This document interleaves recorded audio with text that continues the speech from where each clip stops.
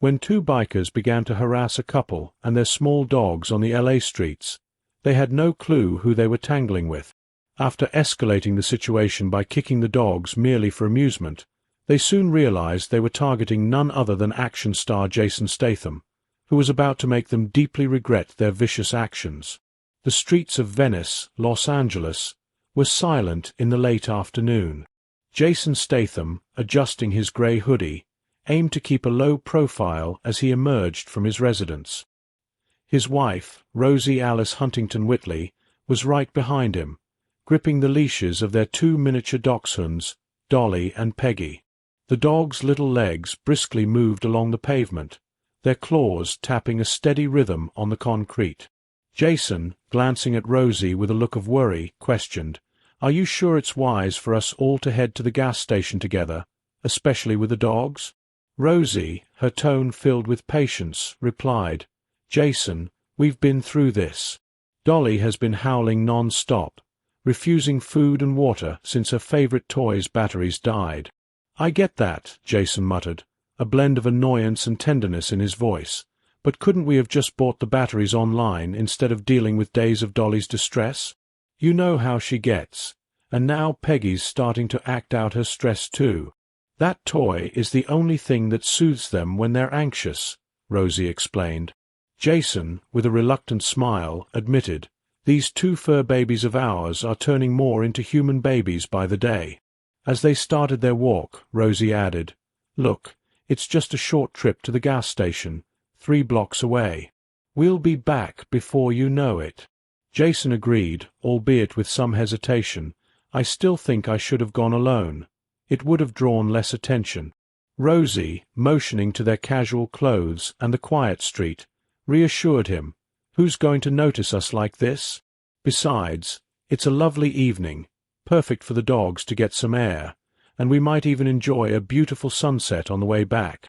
Jason's concern eased a bit at her optimism, acknowledging the clear skies that promised a stunning sunset as the evening drew to a close. "All right," he conceded, his tone softer. "Let's make it quick, though, yeah?" Rosie, linking her arm through his as they proceeded, smiled. "Exactly." As they walked, Jason began to relax, appreciating the peaceful neighborhood. The occasional distant car horn or a dog's bark was the only disruption to their tranquility. He watched Dolly and Peggy with amusement as they sniffed every bush and lamp-post with intense curiosity. "I never imagined I'd be a small dog person. Always thought I'd have something bigger, more menacing," Jason mused. Rosie chuckled. "And yet, here you are, completely charmed by two miniature dachshunds." "They do have their charm," Jason admitted, watching Peggy chase a drifting leaf, "though I doubt they'd be much of a deterrent as guard dogs." "Don't underestimate them," Rosie grinned. "They may be tiny, but their personalities are anything but.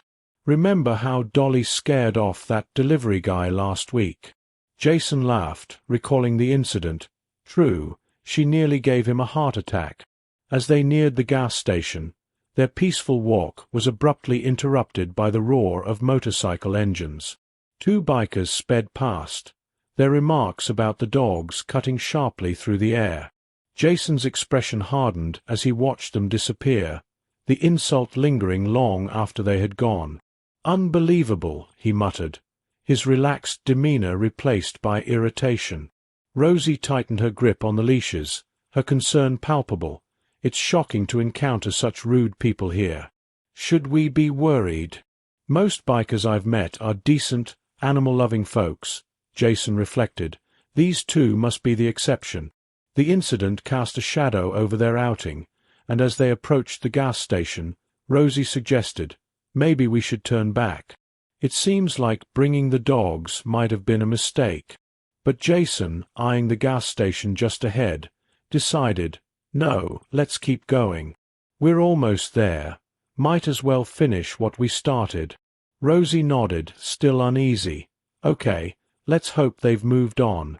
We'll make this quick." Continuing their walk, Jason stayed alert while the dogs resumed their enthusiastic exploration. "In my films, I've dealt with much worse than a couple of loudmouth bikers. This should be easy," he tried to reassure Rosie with a light-hearted comment. Rosie managed to smile. I know. It's just unexpected. We're used to our quiet life here. Life's full of surprises, Jason acknowledged, as they finally reached the gas station, ready to quickly grab what they needed and return to the safety and calm of their home. But we'll be fine. We'll get those batteries, and before you know it, we'll be back home with Dolly's toy functioning again. As they neared the final stretch to the gas station, the setting sun dipped lower, casting a warm golden glow over the neighborhood. Under different circumstances, it would have been a picturesque scene. Now, however, the lengthening shadows seemed to carry a hint of foreboding. Almost there, Jason murmured, more to himself than to Rosie. Let's just hope those bikers have moved on, and we can get this over with without any more drama. As they approached the gas station, Rosie's sharp intake of breath caught Jason's attention. Following her gaze, he spotted the Harley motorcycles parked outside. The setting sun cast long shadows across the forecourt, adding an ominous atmosphere to the scene. Jason, Rosie whispered, her steps slowing instinctively. The bikers must still be here. Look near the entrance. They could see the two men harassing an elderly woman with a small dog, their aggressive postures and mocking tones clearly visible even from a distance. Rosie tugged gently on Jason's arm. Maybe we should turn back after all. This doesn't look good. But Jason shook his head, determination evident in his voice. No, we can't go back now. If we return home empty-handed, we'll be dealing with Dolly's stress and tantrums all evening and tomorrow. We've come this far. We might as well see it through. He positioned Rosie on his right side, keeping himself between her and the parked Harleys. The bikes are on my left, he explained, his protective instincts evident in every movement. You walk on my right, so I can shield you if needed. As they drew closer, the bikers noticed their approach. The loud-mouthed one from earlier deliberately released the old woman and moved to block Jason and Rosie's path to the store's entrance. Now that they were closer, Jason could see the Iron Wolves insignia on their jackets, with the tagline, Ride or Bite, prominently displayed. Hey, we meet again, the biker called out, his voice dripping with mockery. What ugly-looking dogs you have there. They look like wash mops. Or what, sausages? He laughed at his own joke, his companion joining in, adding, Do those dogs motivate you to clean up your home or cook whenever you see them? Their laughter echoed across the forecourt. Rosie rolled her eyes at their childish behavior, which seemed to anger the first biker further. He stepped closer, his bulk intimidating as he towered over them. Hey, you know what, he growled. You can't enter the store with those pets. Rules are rules. Jason looked up and pulled back his hoodie, his voice calm yet resolute. The pet-friendly sign on the door is hard to miss. Your rules don't hold here. The second biker's eyes widened suddenly in recognition. Wait a minute, he said, his tone changing. I know you. You're Jason Statham, aren't you? He turned to his companion, Tucker. Do you realize who this is? The first biker, Tucker, looked more closely at Jason, his aggressive demeanor faltering slightly. Well, I'll be damned, he muttered. The second biker stepped forward, extending his hand. I'm Vince, and this here's Tucker. We're huge fans of your work, Mr. Statham. Jason didn't take the offered hand, his expression remaining neutral. The sudden shift in their attitude only served to highlight their superficiality. Look, Vince continued, his tone now almost pleading, we're sorry about earlier. We wouldn't have dreamed of insulting you if we'd known who you were. How about we call this a truce and forget everything? Maybe we could even get a photo together. Jason's refusal was swift and firm. I don't take pictures with people who disrespect animals and harass that elderly woman. That's not something I overlook. Tucker, his earlier aggression resurfacing, took a step forward. "Come on, man," he growled. "We're trying to make peace here. The least you could do is show a little appreciation for your fans." Jason's eyes narrowed. "Fans," he repeated, his voice dangerously quiet. "Fans don't harass women and threaten dogs. Fans don't try to bully people just because they think they can get away with it." The tension in the air was palpable. Rosie placed a hand on Jason's arm to calm the situation. "Jason, maybe we should just go," she suggested quietly. But Tucker, angered by the rejection, wasn't about to let them leave so easily. In a sudden move, he reached out and grabbed Rosie's arm, attempting to take the dog leashes. "Our rules are rules," he snarled. "We say you're not allowed to bring the dogs in. Give them to us." Jason's reaction was instantaneous. In a blur of motion, he had Tucker pinned against the wall, his grip on the biker's leather jacket expressing controlled fury. "Don't you dare lay your hands on my wife," Jason growled, his voice low and threatening. "How about my rule? You two run fast from here back to wherever you came from. I don't want to see you around here when I exit the store, or the police will hear of this." The threat hung in the air, carrying extra weight coming from Jason's commanding presence. Even in his casual attire, there was no mistaking the dangerous glint in his eyes. After a tense moment, Jason released his grip on Tucker's collar, his eyes never leaving the biker's face. The air around them seemed to crackle with tension, the setting sun casting long shadows that only added to the ominous atmosphere. "Come on," Jason said quietly to Rosie, his hand gently guiding her towards the store entrance. Dolly and Peggy, sensing the tension, stayed close to their owner's feet, their earlier enthusiasm replaced by cautious alertness as they moved past the bikers. Tucker and Vince shouted threats of retaliation, their voices carrying across the forecourt. "You'll pay for this," Tucker yelled, his face red with anger and embarrassment. Jason ignored the threats, focusing instead on getting Rosie and the dogs safely into the store. As the automatic doors slid open, the cool air-conditioned interior provided a stark contrast to the heated confrontation outside. Inside, the fluorescent lights buzzed softly overhead, casting a harsh glow over the aisles of snacks, drinks, and automotive supplies. "But I believe my warning was enough of a deterrent," Jason mused, hoping the intensity of his earlier confrontation would keep the bikers at bay. They continued walking, the rhythmic click of the dog's nails on the pavement providing a comforting counterpoint to the ambient sounds of the evening. As they passed the station's pump area, Jason's keen eyes caught movement in his peripheral vision. His muscles tensed as he spotted the bikers, their motorcycles now parked at a distance. Although they appeared preoccupied, their presence set Jason's nerves on edge. Rosie, noticing Jason's sudden tension, followed his gaze, her grip on his arm tightening slightly. "Maybe we should cross the road," she suggested, her voice trembling slightly.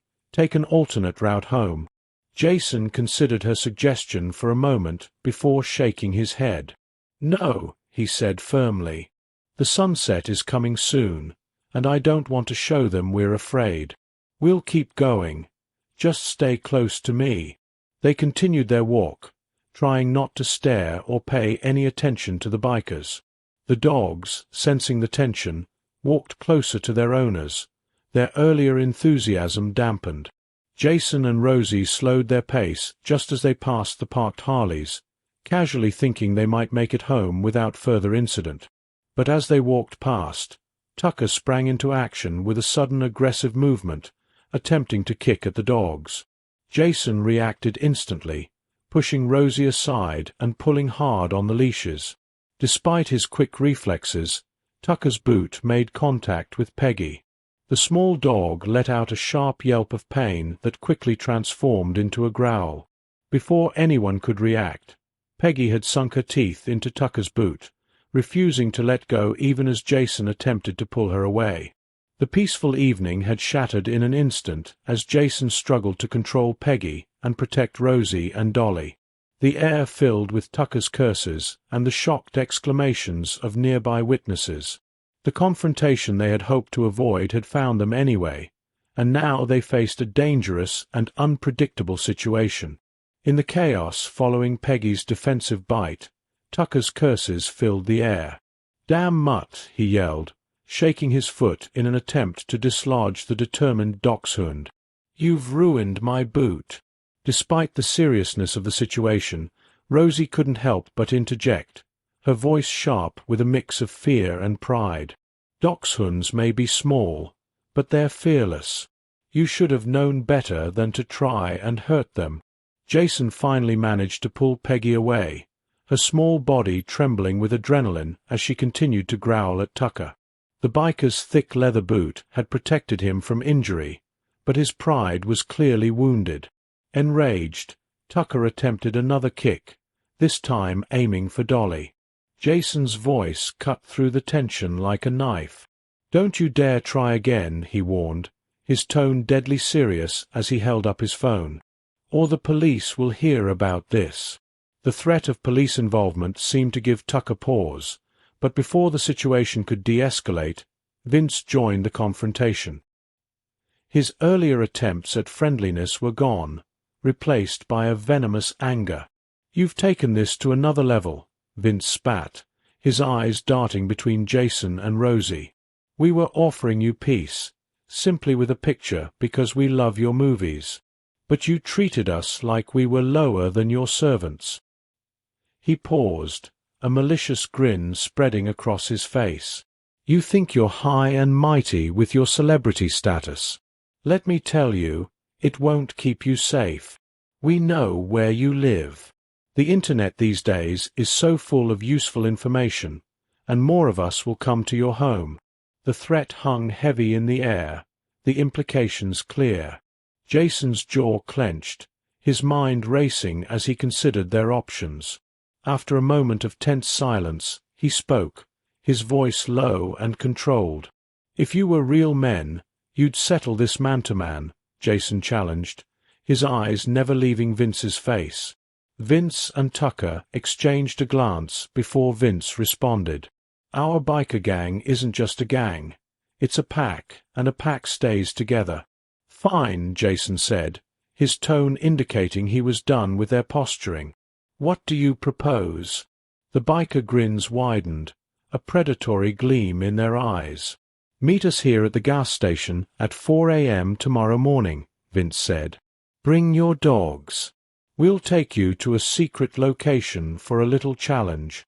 Tucker's laugh carried a malicious intent as he added, "Let's see how your little mops fare against real dogs." Rosie's protests were immediate and vehement. "Absolutely not," she exclaimed, her voice trembling with a mix of anger and fear. "We're not putting our dogs in danger for your sick games." Her hands balled into fists at her sides, and her eyes darted nervously toward their two small dogs, who were now huddled close to her feet. But to Rosie's shock and dismay, Jason nodded, his expression unreadable. "We'll be there," he said, his voice calm and steady, almost unnervingly so. His words hung in the air, final and unwavering, leaving no room for debate. Rosie's face twisted in disbelief as she took a step toward him.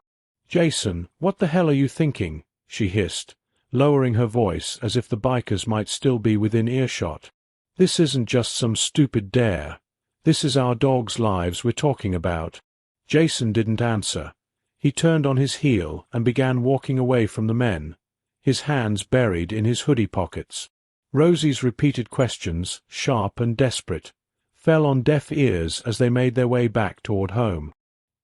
His silence only fueled her frustration, and she quickened her pace to match his, her voice rising as she pressed him. "Do you even care what happens to them?" she snapped, her heart pounding with anxiety.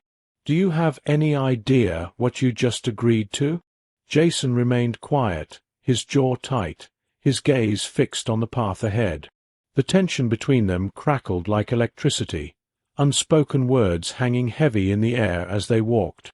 The sun dipped lower, the warm light of the afternoon giving way to the long, creeping shadows of evening. The once familiar neighborhood around them seemed to shift, taking on an eerie, unwelcoming quality. Every rustle of leaves, every distant engine sound made Rosie flinch, her eyes darting nervously over her shoulder. Jason, on the other hand, seemed completely unfazed, his stride steady and purposeful. But even he occasionally glanced back, his movements subtle yet cautious. Neither of them said it aloud, but both were acutely aware of the possibility that the bikers might still be watching. The dogs trotted anxiously at their sides, sensing the tension in the air. Rosie kept them close, her knuckles white as she gripped their leashes tightly. She glanced at Jason again, her expression a mix of fear and frustration. By the time they reached their small house, the once vivid colors of the sunset had faded into muted grays, the darkness pressing in around them. Rosie fumbled with the keys, casting one last weary look over her shoulder before they stepped inside and locked the door.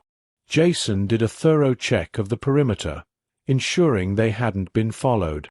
Finally, in the safety of their home, Rosie couldn't hold back any longer. "You owe me an explanation," she said, her voice trembling. "Why would you agree to this? What are you planning?" Jason only spoke when he was certain of their safety. "I know you're worried," he began, his voice soft but firm. "But we respect all creatures and uphold a certain code. I apologize on behalf of my men for their inappropriate actions and poor judgment. Rest assured, we will handle this internally." Jason nodded, appreciating Pre's forthright stance. "Thank you, Pre. That's all I wanted, to make sure there wouldn't be any further incidents and to clear the air." Pre clapped a firm hand on Jason's shoulder, his respect evident. "Well, Mr. Statham, I hope this doesn't sour your view of our community. You're welcome here any time, under better circumstances." With the tension resolved and a newfound understanding established, Jason prepared to leave the clubhouse. As he turned towards the door, the room erupted in applause, a sign of respect and an acknowledgment of the resolution. Tucker and Vince, now visibly chastened, stood off to the side, their earlier bravado replaced with a sober reflection on their actions. Jason stepped out into the night, the air crisp and the earlier chaos now settled into a quiet peace. As he walked back towards his home, he felt a sense of relief. The confrontation had been intense, but ultimately it had led to a positive outcome. He had managed to protect his family, assert his values, and even, perhaps, change a few minds about how to treat others, regardless of their status or what they might seem to be. Arriving home, Jason found Rosie waiting anxiously by the door. Her expression transformed from worry to relief as she saw him unharmed. "Everything's okay now," he reassured her, embracing her tightly. "It's all been sorted out." Rosie exhaled a deep sigh of relief, her tension melting away. "I'm so glad you're safe," she murmured into his chest. "What happened?" Jason explained the evening's events, how the clubhouse meeting had turned from potentially violent to surprisingly cordial. Pre and his club members were reasonable once they understood the full story. They've agreed to keep a tighter leash on their behavior, no pun intended. Rosie laughed, the sound light and filled with relief. Only you could turn a confrontation with a biker gang into a teachable moment. They retired to the living room, the dogs curling up beside them, seemingly aware that the danger had passed. As they settled in, Jason reflected on the night's events. He had taken a risk, but by addressing the issue directly and standing firm on his principles, he had not only diffused a dangerous situation but also fostered a bit of mutual respect between unlikely parties. "It's been quite a night," Jason said, sipping his tea, the warmth of the drink echoing the warmth he felt inside. "But I think we can rest a bit easier now." Rosie nodded, her hand finding his. "Thanks to you. I guess there's more to being an action hero than just the stunts on screen." Jason smiled, the weight of the night's worries finally lifting. Sometimes, the real action is in handling things with just the right touch. Together, they looked out the window at the peaceful street, grateful for the calm after the storm and the comfort of their safe haven, surrounded by those they loved and who loved them in return. And community involvement.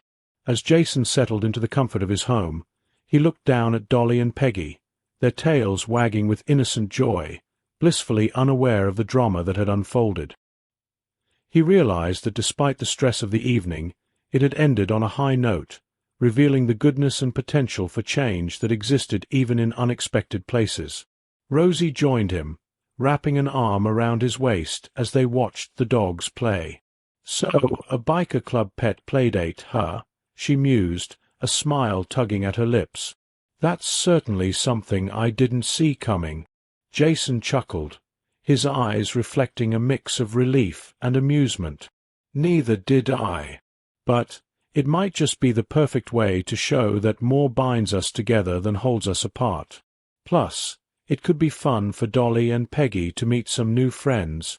Rosie nodded, her head resting against his shoulder. "It's a strange world, Jason. But tonight, I think it got a little better." "True," Jason agreed. "And about those batteries, we'll definitely go the online route next time." They both laughed, the tension of the night finally dissipating.